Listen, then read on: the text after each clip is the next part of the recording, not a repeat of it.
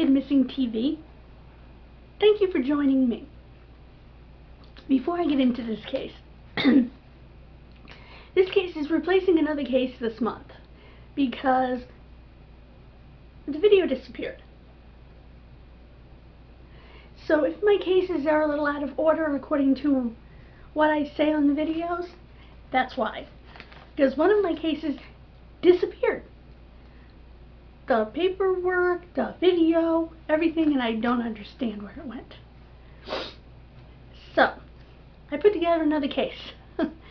I was reading this book, and I found a documentary also.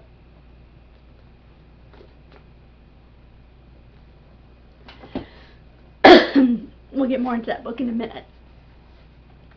Emmett Till was 14 years old when the Chicago boy went to Mississippi, Mississippi, with his grandfather and some cousins to spend some time over the summer.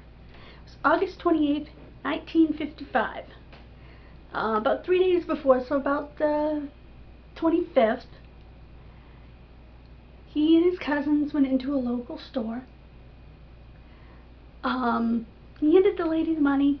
Their hands touched, which evidently is a no-no, because he was black.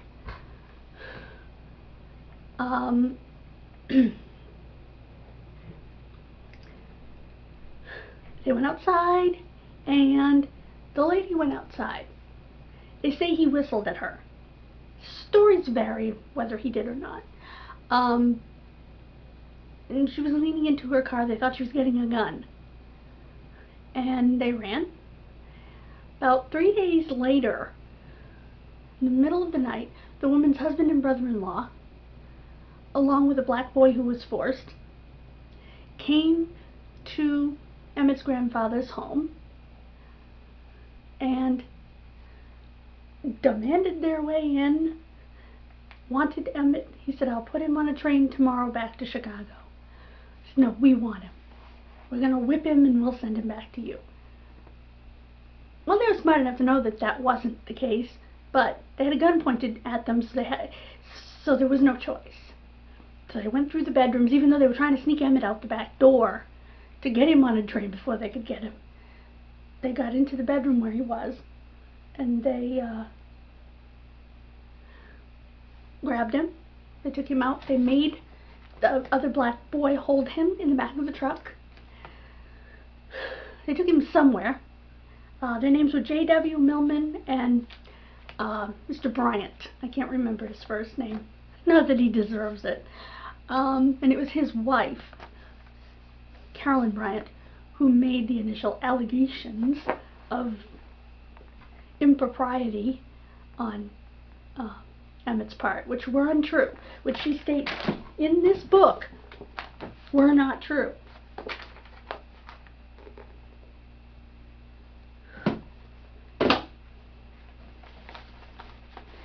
Yet, we'll get there. They took him out. They beat him,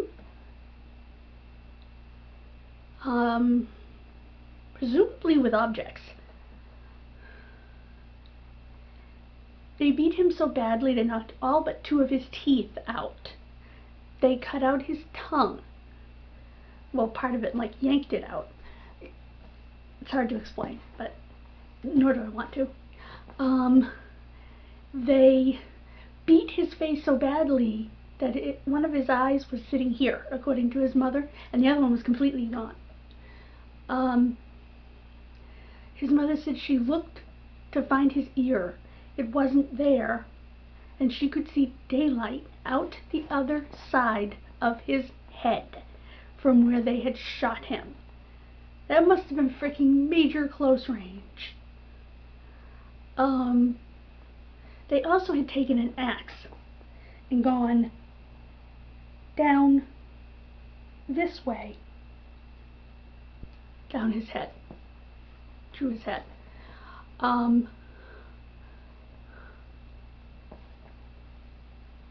Basically dividing the back of his head from his face. They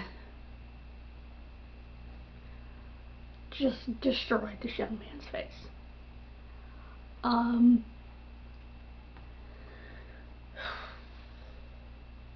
His nose had a big cut in it right here, like they had taken the axe and hit him in the nose with it. And that's exactly what it looked like. I have a hard time understanding how you can do this to any living thing, let alone a human child, regardless of the color of their skin.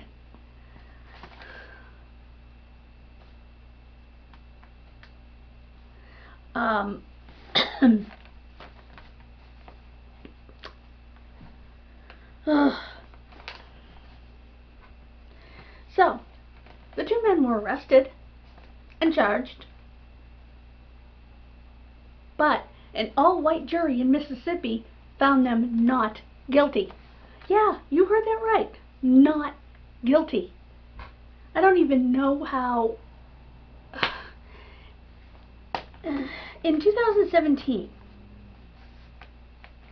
the case was reopened by the FBI. They said there was insufficient evidence to charge Mrs. Bryant with crimes related to the case, because the author of the book, I'm going to keep showing it to you, said he had 2 recordings of her and only gave them 1. Did you ask for the other one? And isn't one good enough to say she said, yes, I lied? She should have been charged with federal conspiracy. Federal conspiracy to kidnap. Conspiracy to murder. Or even as an accessory to murder. I don't think any of those things have a statute of limitations. And she was still alive at the time, as far as I know, probably still is. I don't think the 2 men were, but I like what Reverend Sharpton said. He said, if you're alive, and you had something to do with this case, I don't care if you're on your deathbed, in the hospital, whatever, you should spend your last days in prison as a convict.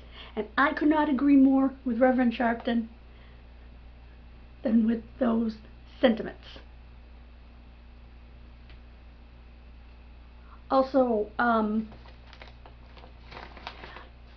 I read that Senator Lewis, who everybody regards as a hero of the civil rights movement, amazing man, almost killed on the bridge in Alabama, had said that Emmett Till was his George Floyd. I just have to stop for a second when I say that. To me, it reminded me of, every generation has a seminal moment of some sort. For my generation, it was the Challenger. For the generation that would be my children's generation, it would be 9/11. That moment, that something that defined our generation and changed us. So, I think for him, and for a black man of his generation, it was Emmett Till. Emmett Till's mother, Mamie, was amazing. They brought him home in a pine box. They never even bothered to embalm him. So the stink from his body, she said, went 3 blocks. She could smell this poor child 3 blocks before she got to the funeral home. I'm not being disrespectful. This is what his own mother said. Please understand that when you're watching this. I am in no way being disrespectful. And she said, what on God's earth is that smell? And when she got into the funeral home, she found out. Because they never bothered to embalm him in Mississippi. They just wanted to get him in the ground, get him forgotten about. she said, no, you're sending him back to me. And the pine box was nailed shut. She said, I want him out of there. He ended up getting a nice casket. So I didn't spend all this money to bring him back to not see him. So they sent her home, and that's when she came back is when she smelled the smell. And they had taken him out and laid him out in a good casket. And she saw him, and that's when she described the things that I've described to you, and I hope YouTube doesn't get really mad because I described those things to you. And it was terrible. And they asked her if she wanted an open casket or not. And she said, yes, I do. I want people to see what was done to my child. And I got to give her so much credit. Again, Reverend Sharpton said, what a strong woman to do that. To make people look at him. And they asked, do you want us to try to fix him up? She said, no, I want people to see what was done to him. I just can't imagine the strength. But something she said, she was describing the men on either side of her, and she was describing the Lord standing behind her, holding her back up. I know that feeling. Believe me, I know that feeling. I just, all through this thing, I wanted to hug this woman. She passed away in 2003. She was pretty old, but let's see, she was 121. 81, 91, 01, 80, no, one, she was 80, 2, 3, 4, 5, 6. She was 86 years old.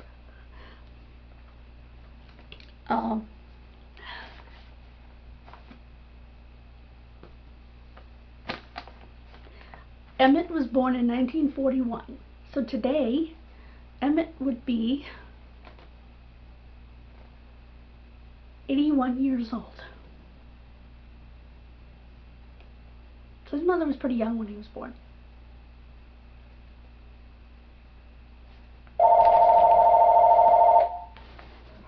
Behind her, holding her back up. I know that feeling. Believe me, I know that feeling. I just, all through this thing, I wanted to hug this woman. She passed away in 2003. She was pretty old, but let's see, she was 121.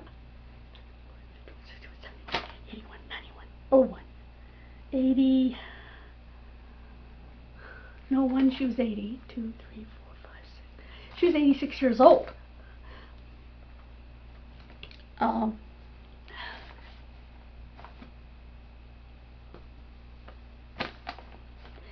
Emmett was born in 1941. So today, Emmett would be 81 years old. So his mother was pretty young when he was born.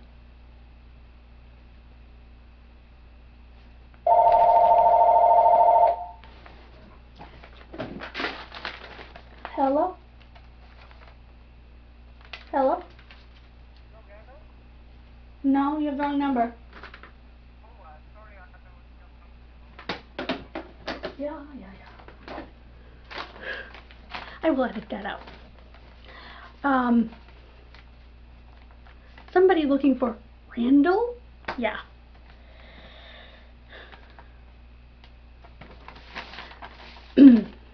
Now, I want to kind of, before I do this, they did try to file kidnapping charges against the men after. They should have been federal charges, and not state charges. Because, of course, the all-white grand jury once again came back with a no bill, meaning no indictment. Should have been done federally. One of the reasons that the white people were so angry was because the year before, in 1954, the landmark case Brown versus Board of Education was decided by the Supreme Court of the United States. And it was decided that the South would have to desegregate their schools, much to their chagrin. And that's putting it lightly. So they were already pretty PO'd about that. But I want to kind of tell you what it was like down there. It was very different where Emmett was from, because he was from Chicago. You know, and they had their own neighborhood, and they did their own thing, and it just didn't, you know, it was a completely different world for him down there. And his case sparked the civil rights movement, really. As I mentioned, it was segregation. What did that mean? Well, basically, they separated the two races, black and white. Because even after the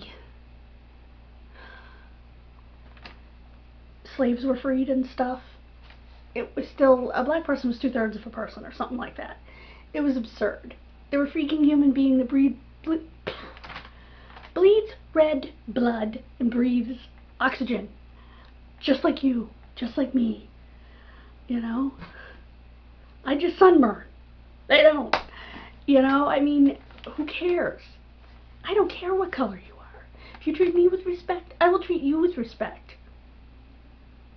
That's how I was raised. So these things are very foreign to me. And I talked to my father about it when he was alive, you know, because he was born in 1944. He was only 3 years younger than Emmett. So he was around during that time. He said in the small towns here in New England where he was from, you just didn't see the issues, fortunately, and he thought the whole thing was stupid. You know, what difference does it make what color you are, you know? So, you know, because he was raised here. He said in Boston there were some pretty bad issues back at that time. He said, but not around here in the rural towns in southern Worcester County, you know. Anyway, some of the things that they did is they had black-only schools, which did not have school buses, which had books that were way, way, way out of date. It was awful. They had black-only and white-only water fountains, or what we call here in New England, bubblers. I had a friend from Indiana, and his wife's from here, well, ex-wife now, and we would say the bubbler, and he would look at us, and he said, you know, I'd never heard that until I came here. So I knew I had to write water fountain, even though my inclination was bubbler. They could not use white bathrooms. They had to use black-only bathrooms. They could not eat in most restaurants. They could not intermarry or date people who were white, and they could not cast a vote. What? None of that makes a lick of sense to me. As someone who grew up, yeah, I grew up in rural New England, I realize that, but yikes, I just don't understand how someone can decide because your skin is a different color than mine, you can't eat in the same restaurant with me? Really? Or at the lunch counter? There's a neat story about a bunch of college boys who are African American who sat at a lunch counter and refused to get up. It's pretty neat. That lunch counter sits in the Smithsonian, by the way, look it up. The actual lunch counter where they sat. That is so cool. That makes me smile. And they can't drink out of the same bubbler as me. Again, there I said it. Bubbler. Water fountain. As me, they can't go in the same door as me in a building. Or use the same bathroom as me. Is it gonna rub off, folks? Are you that ignorant? I mean, again, I failed to understand it because I wasn't raised that way. Thank you, Lord, for that. But I had to share this case with you, especially after losing one of my cases for the month of March. By the way, April's already in the can. May is underway. I need to write May, but I have all the cases laid out. Again, May is going to be History Month. So, I hope you'll join me in April, May, and everywhere in between. And I would like to thank the two ladies that have been consistently commenting on all of my videos. Candy Cane, and I can't remember the other one. I am so sorry for their sweet and kind comments.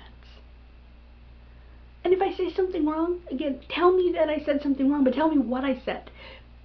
You can even put a time code if you want. How you do that is you write, say it was 5 minutes and 22 seconds in, you do 5:22. I can click on that and see exactly where I may have done something wrong. That way I know what I did, because I'm getting comments that I did something wrong on a particular video, but I still don't know what it was. I need your help, because all I got was a complaint, you know, and that's fine, but add to it what I said wrong. Don't just say she doesn't know what she's talking about. That's not helpful. Thank you so much for joining me. I know this was a bit of a longer video. Click that like button. Please click that subscribe button. We're trying to get to hashtag 500 by June. Remember to click the bell for all notifications when you do subscribe. And thank you for all of you who have subscribed. We are over 140 subscribers. Got a new subscriber just the other day. And thank you to that person as well. Have a great day. God bless you.